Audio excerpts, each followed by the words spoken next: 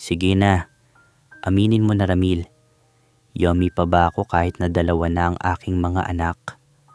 Ang mga mapang-akit at malalim na salitang iyon na binulong ni Kuya Efren habang nakatitig ng diretso sa aking mga mata, ang tuluyang nagpagunaw sa mundo ko. Sino ang mag-aakala na ang nakaw na suliyap ko sa bintana habang nakikita ko siyang pawisan, walang suot na pang-itaas, at naglalaro ng basketball sa garahe ay mauuwi sa isang mainit, lihim at mapangahas na ugnayan. Isang pilyong ngiti at isang pabulong na paanyaya sa kalaliman ng gabi. Doon nagsimula ang kwentong sumubok sa aming mga puso at limitasyon. Welcome sa M2M Desires, kung saan binibigyang boses natin ang mga kwento ng pag-ibig, pagnanasa, at mga lihim na hindi madaling ikuwento. Mga kwentong minsan ay masakit, minsan ay nagdudulot ng pag-asa, at laging totoo. Para sa gabing ito, isang kwentong pinamagatang Ang Mapang-akit na Kapitbahay, ang sikreto namin ni Kuya Efren, ang ating pagsasaluhan. Bago natin tuluyang alamin ang bawat detalye ng lihim na ugnayang ito, siguraduhin munang nakalike ang videong ito at i-share ito sa inyong mga kaibigan. Kung bago ka pa lang sa ating tahanan, huwag mong kalimutang mag-subscribe at pindutin ang notification bell para laging kang updated sa ating mga gabi ng tapatan dito sa channel. Isang mainit at espesyal na shoutout muna ang nais kong iabot kay Joe Bellemit. Maraming salamat sa iyong walang sawang pagsuporta at panunood sa ating mga kwento. Kayo ang nagbibigay ng lakas ng loob sa atin para magpatuloy. O sige, huwag na nating patagalin pa. Handa na ba kayo? Tara, simulan na natin ang kwento. Kuya Will, magandang gabi at sa lahat ng mga taga-subaybay.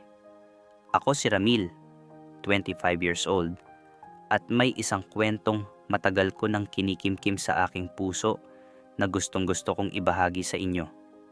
Nangyari ang lahat ng ito sa subdivision kung saan ako nakatira kasama ang aming katulong at ang aking pinsan na madalas namang wala sa bahay dahil sa bigat ng kanyang trabaho. Ang kwento ko ay tungkol sa kapitbahay kong si Efren. Si Efren ay isang tipikal na pamilyadong lalaki. May asawa at dalawang mababait na anak. Mas nauna silang lumipat sa amin ng 1 taon at dahil magkadikit lang ang pader ng mga bahay namin, natural lang na magkakilala kami at magkapansinan sa araw-araw. Physical appearance-wise, si Efren ay may pangangatawang lean at may katamtamang muscles sa dibdib at braso dahil na rin sa hilig niya sa sports at paglalaro ng basketball. Isang typical Pinoy looking siya na may kaunting angas kung tumingin, at aaminin ko sa iyo, Kuya Will, nahuhulog talaga ang loob ko sa ganoong klase ng lalaki. Isang Lunes ng hapon, habang nakadungaw ako sa bintana ng aking silid sa 2nd palapag, nakita ko si Efren na nakikipaglaro ng basketball sa bunso niyang anak sa tapat mismo ng kanilang garahe.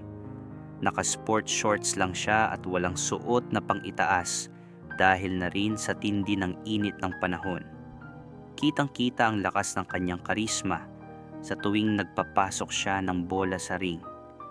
Hindi ko namalayan na matagal na pala akong nakatitig sa kanya. Namamangha sa taglay niyang tikas kahit pamilyado na siya. Akala ko ay walang nakapansin sa ginagawa ko. Ngunit laking gulat ko nang bigla siyang tumingin ng diretso sa bintana ko. Sa halip na umiwas, nanatili ang kanyang tingin habang dahan-dahan hinahawakan ang kanyang basang buhok paitaas at ngumiti ng nakakaloko.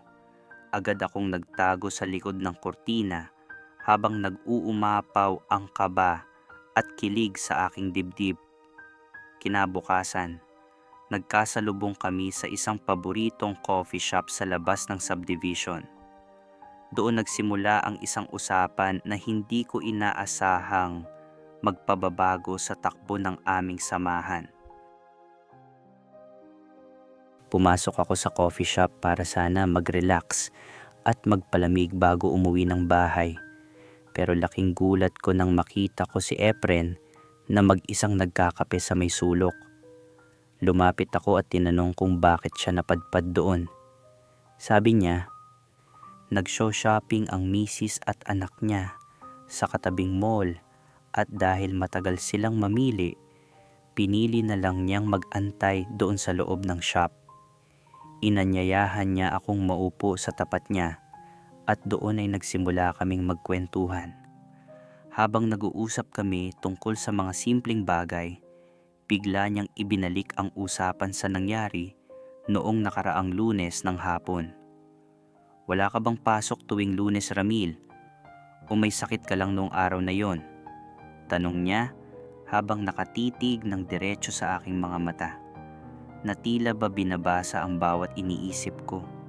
Sumagot ako na may pasok naman ako sa trabaho at maayos naman ang pakiramdam ko. Sabay tanong kung baka napansin niya ako. Dito na niya ako binueltahan gamit ang baritono niyang boses. Sabi niya, napansin niya akong matagal na nakatayo sa bintana ng silid ko at nakatingin sa kanilang direksyon habang naglalaro siya ng basketball. Todo depensa ako, Kuya Will. Sabi ko, nawili lang akong panoorin ang bunso niya na mag-shoot ng bola. Ngunit tila alam na alam ni Efren ang totoong dahilan. Yung bunso ko ba talaga ang pinapanood mo o ako? Pang-aasar niya, sabay sandal sa upuan na lalong nagpadagdag sa kanyang kakisigan. Mas lalo akong namula sa hiya. Doon niya binitiwan ang mga salitang nagpabilis ng husto sa tibok ng puso ko at nagdala ng matinding init sa aking mukha. Sige na, aminin mo na, Ramil. Hindi naman ako nagagalit eh. Yummy pa ba ako kahit na dalawa na ang aking mga anak? Nahiya ako ng husto pero aminin ko, doon pa lang ay kinilig na ako ng sobra. Para maputol ang tensyon, biniro ko siya na baka hanapin na siya ng misis niya. Bago siya umalis, matapos mag-text ang asawa niya, tumayo siya, lumapit ng bahagya sa akin, at bumulong ng, "Sige, mamaya pupuntahan kita sa bahay ninyo. Doon na lamang tayo mag-usap ng masinsinan at walang istorbo." Kuya Will, sumapit ang gabi at dinalaw ako ng matinding kaisipan kung totoong darating si Efren sa bahay. Past 9 in the evening, nang makarinig ako ng marahang katok sa pinto ng aking silid. Ang katulong namin ang kumatok at sinabing may bisita raw ako sa ibaba, si Kuya Efren daw. Agad na lumundag ang puso ko sa kaba. Nag-ayos ako ng mabilis, nag-spray ng kaunting pabango, at dali-daling bumaba sa sala. Nakita ko si Efren na nakaupo na sa sofa, nakasuot ng simpleng jersey shorts at sando na kulay puti. Kitang-kita ang magandang hubog ng kanyang katawan na talaga namang nakakaakit tingnan. Tinanong ko siya kung anong atin at kung bakit siya napadpad rito ng gabi. Sabi niya, maagang nakatulog ang misis at ang kanilang bunso dahil napagod sa maghapong pamimili. Nagpaalam naman daw siya sa panganay nilang anak na gising pa, na pupunta lang muna sa akin para makipagkwentuhan at manood ng TV. Upang hindi maging ilang ang aming kapaligiran, naghanda ako ng ilang bote ng malamig na inumin habang ang aming katulong naman ay tuluyan ng pumasok sa kanyang silid para matulog. Kaming dalawa na lang ni Efren ang naiwan sa sala habang nanonood ng live NBA game sa telebisyon. Magkatabi kami sa mahabang sofa at ramdam ko agad ang kakaibang kaba dahil sa labis na lapit namin. Kitang-kita ko rin na napaka-komportable niya sa tabi ko. Walang kaile-ilang at parang matagal na kaming magkakilala ng ganito. Napansin niya ang madalas kong pagsulyap sa kanya, ngunit sa halip na mailang, hinarap niya ako ng bahagya, nginitian ako ng banayad, at sinabing, "Ang tahimik ng gabi no, Ramil." Ang mga matang iyon ay tila nagbibigay ng isang tahimik na kahulugan sa aming dalawa. Habang tumatagal ang panonood namin ng basketball, mas lalong naging magkadikit ang aming upo hanggang sa magkatabi na kami ng tuluyan sa sofa. Sa puntong ito, Kuya Will, nag-uumapaw na ang lakas ng loob ko dahil sa tindi ng pagnanasa na matagal ko nang pinipigilan. Tumingin ako sa kanya at laking gulat ko nang lumingon din siya sa akin nang may malalim, seryoso at mapanuring titig. Walang reaksyong galit, kundi ang pamilyar na pilyong ngiti na palaging nagpapahina sa aking mga tuhod. Sa puntong iyon, ramdam ko na lang ang bigat ng katahimikan sa pagitan namin. Pareho kaming natigil, parang may gustong sabihin sa isa't isa pero hindi maipaliwanag. Hindi ko alam kung paano sisimulan ang pagtatapat, kaya nanatili lang akong nakatitig sa kanyang mga mata. Hinahanap ang sagot kung pareho ba kami ng nararamdaman habang dahan-dahang lumalalim ang aming paghinga dahil sa lapit ng aming mga mukha. Sa gitna ng katahimikan ng sala, biglang nagsalita si Efren gamit ang marahan at paos na boses. "Okay ka lang ba, Ramil? Gusto mo ba ang ganito?" Napatigil ako sa paghinga at hindi agad nakasagot sa labis na kilig at kaba. Doon ko naramdaman na hindi lang ako ang nakakaramdam ng kakaibang koneksyon sa gabing iyon, at sapat na ang kanyang mahina na tanong upang magkaunawaan kaming dalawa. Hindi ko talaga inakala sa buong buhay ko na ang isang gwapo, formal at pamilyadong lalaki na tulad ni Efren ay magiging ganito kalapit sa isang katulad ko. Unti-unting nawala ang aming atensyon sa pinapanood naming palabas. Huminga siya ng napakalalim at isinandal ang kanyang ulo sa sandalan ng sofa, malapit sa akin, habang sabay naming ninanamnam ang bawat nakaw na sandali ng kwentuhan at malalim na pag-unawa. Walang malalaswang salita ang lumabas sa aming mga labi, Kuya Will. Lahat ay nadala sa pamamagitan ng tapat na sulyap at magaan na pakiramdam sa loob ng sala. Tinanong ko siya ng marahan, "Kuya Efren, bakit ka nga ba talaga pumunta rito?" Idinilat niya ng bahagya ang kanyang mga mata at bumulong malapit sa akin. "Ramil, matagal ko nang nararamdaman na magkasundo tayo tuwing nagkikita sa labas. At aaminin ko, gustong-gusto ko ang kapayapaan at ang kwentuhan natin ngayon. Dito lang ako nakakapag-relax ng ganito." Ang mga salitang iyon ang tuluyang nag-alis ng lahat ng alinlangan sa aking puso. Naramdaman kong pareho kaming naghahanap ng totoong kaibigan at kalinga sa gabing iyon. Ipinatong niya ang kanyang kamay sa aking balikat bilang tanda ng kanyang tiwala, ginagawang mas masuyo at mas may emosyon ang bawat sandali ng aming tahimik na gabi. Patuloy naming pinagsaluhan ang kakaibang katahimikan sa loob ng sala na ang tanging liwanag ay nagmumula sa screen ng telebisyon. Bago sumapit ang madaling araw, tumayo na siya para umuwi.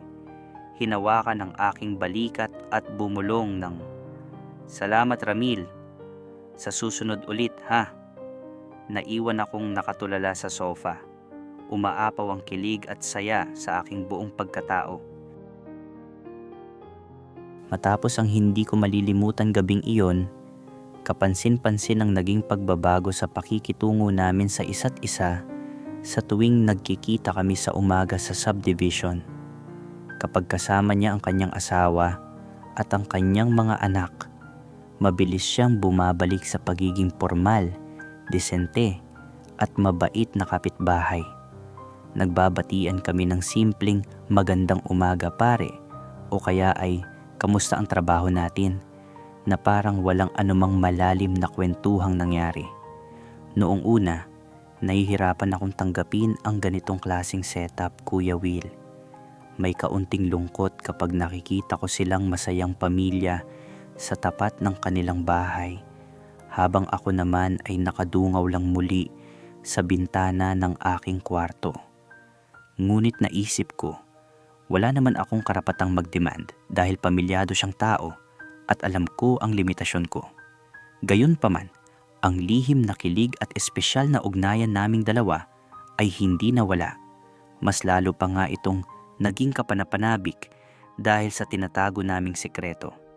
Kapag naglilinis siya ng kanyang kotse sa hapon at nakita niyang nakadungaw ako sa bintana, dadaan siya sa tapat ng direksyon ko at magpapakita ng pilyong ngiti. Isang senyales na kaming dalawa lang ang nakakaintindi. May mga hapon din na nagpapadala siya ng mga simpleng text message na nagpapatibok ng mabilis sa aking puso. Nanonood ako ng laro ngayon, silipin mo ako sa garahe. O kaya naman ay, mag-antay ka mamaya, magkape tayo sa tapat natin. Ang mga simpleng mensaheng ito ang nagpapanatili sa sigla ng aming espesyal na samahan, isang mundong nabubuhay sa simpleng sulyap at senyas.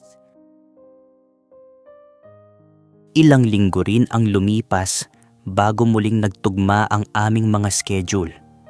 Isang gabi, nag-text sa akin si Efren na aalis ang kanyang misis kasama ang mga anak para dumalo sa isang biglaang family reunion sa kanilang probinsya at maiiwan siyang mag-isa sa bahay dahil may pasok pa siya sa trabaho kinaumagahan. Alam ko na kung anong ibig sabihin ng mensaheng yon, oras para sa isa pang gabi ng tapatan, at ang aking puso ay hindi mapakali sa sobrang excitement habang nag-aantay ng gabi. Pagdating ng 10:00 ng gabi, ako naman ang palihim na pumunta at kumatok sa bahay nila. Pagpasok ko pa lang sa kanilang sala, ramdam ko agad ang lakas ng magnetismo sa pagitan naming dalawa dahil alam naming walang ibang istorbo sa loob ng bahay. Naupo kami sa kanilang malambot na sofa at sa pagkakataong ito, mas naging bukas kami sa isa't isa. Hinawakan niya ng sandali ang aking kamay at ngumiti. Namiss ko ang mga kwentuhan natin, Ramil. Seryoso at malalim niyang sabi habang nakatitig sa akin. Ipinatong ko ang aking ulo sa gilid ng sofa, malapit sa kanya. Nararamdaman ang tiwala na ibinibigay niya sa akin. Nagkwentuhan kami tungkol sa kanyang mga pangarap noong kabataan niya na hindi natupad at kung paano siya naghahanap ng kalinga at pag-unawa na ako lang ang nakakapagbigay sa kanya sa kasalukuyan. Sa pagkakataong ito, mas naging malalim ang aming emosyon sa loob ng sala. Niyakap niya ako ng magaan bilang pasasalamat. Ibinubulong ang mga salitang nagpapakilig sa akin. Ang gabing iyon ay napuno ng tamis, pag-aalaga at kapayapaan na kaming dalawa lang ang nakakaalam. Sapat na ang sandaling iyon sa dilim upang mapatunayan na may espesyal kaming ugnayan. Kuya Will, lumipas pa ang ilang mga buwan at nagpatuloy ang ganoong takbo ng aming buhay. Walang naging iskandalo sa subdivision.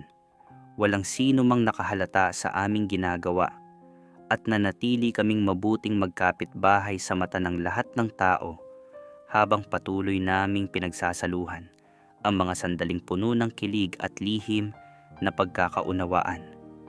Ngunit alam ko sa aking sarili na hindi habang buhay ay magiging ganito kami at darating ang araw na matatapos din ang lahat.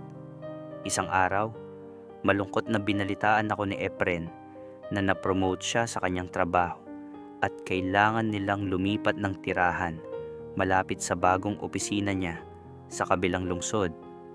Masakit para sa aking damdamin ang balitang iyon, Kuya Will, dahil alam kong mawawala na ang lalaking nagbigay sa akin ng kakaibang ligaya at inspirasyon sa aking buhay. Noong araw ng pag-alis nila, pilit kong nilakasan ang aking loob at tinulungan ko pa sila sa pagbubuhat ng ilang mabibigat na gamit sa kanilang truck bago sila tuluyang sumakay sa sasakyan habang abala ang asawa niya sa pag-aayos ng mga bata sa upuan. Lumapit sa akin si Efren. Hinawakan niya ang aking kamay nang mabilis sa ilalim ng isang hawak kong kahon. Pinisil ito ng napakahigpit at nag-iwan ng isang huling pilyong kindat na may kasamang mahinang bulong. Hinding-hindi ko makakalimutan ang mga gabi natin, Ramil. Nang makaalis ang kanilang sasakyan, nakaramdam ako ng matinding lungkot, pero kasunod niyon ang matinding tamis at pasasalamat sa aking puso. Walang anumang pagsisisi sa aking buhay dahil alam kong naging masaya kami nang walang nasirang pamilya. Ang aral na natutunan ko rito, Kuya Will, ay may mga pag-ibig talaga na dumarating sa atin na panandalian lamang. Mga relasyong puno ng emosyon at kilig na kailangang manatiling lihim dahil doon lang ito ligtas at maganda. Hanggang dito na lamang ang aking kwento, Kuya Will. Maraming salamat sa pagbabahagi at pagbibigay ng daan sa aking confessional dito sa M2M Desires. Mabuhay ka at ang iyong programa. At doon nagtatapos ang kwento ni Ramil at ng kanyang kapitbahay na si Efren. Isang kwentong nagsimula sa mga nakaw na sulyap sa bintana, nauwi sa mga gabi ng lihim na pagkakaunawaan, at nagtapos sa isang tahimik ngunit masakit na pamamaalam. Alam mo, Ramil, habang binabasa ko ang sulat mo, ramdam ko ang bigat at ang tamis ng bawat sandaling pinagsaluhan ninyo. Ang masasabi ko lang, mapalad ka pa rin dahil sa kabila ng tindi ng pagnanasa at atraksyon na naramdaman ninyo sa isa't isa, na naig pa rin ang respeto. Pinatunayan mo na alam mo ang iyong limitasyon. Hindi mo sinira ang pamilya ni Efren at hindi mo pinilit ang isang bagay na alam mong walang patutunguhan. Ang moral lesson sa kwento mo ay isang katotohanan na madalas nating makalimutan. Hindi lahat ng taong dumarating at nagpapatibok ng puso natin ay itinadhana para manatili sa buhay natin. May mga taong dadaan lang para maging isang magandang alaala, isang lihim na kabanata na masarap balikan sa isip, pero kailangang isara para sa ikabubuti ng lahat. Masakit ang maiwan, pero ang mahalaga, natuto kang magpahalaga ng walang winawasak. Kayo naman, mga ka-desires, mga kapatid nating tagapakinig, anong masasabi ninyo sa naging setup ni Ramil at Kuya Efren? Tama ba na nanatili na lang itong lihim o may maipapayo ba kayo kay Ramil ngayong nag-iisa na naman siya? I-comment ninyo ang inyong mga saloobin sa ibaba. Binabasa ko po ang lahat ng yan. Kung nagustuhan ninyo ang kwentong ito, huwag kalimutang mag-like at i-share ang ating video. At kung bago ka pa lang sa channel, mag-subscribe ka na at pindutin ang notification bell para lagi kang kasama sa ating mga gabi ng tapatan dito sa M2M Desires, kung saan binibigyang boses natin ang mga kwentong totoo, masakit at puno ng pag-asa. Ito po muli ang inyong lingkod, si Kuya Will. Magandang gabi sa inyong lahat at hanggang sa muli.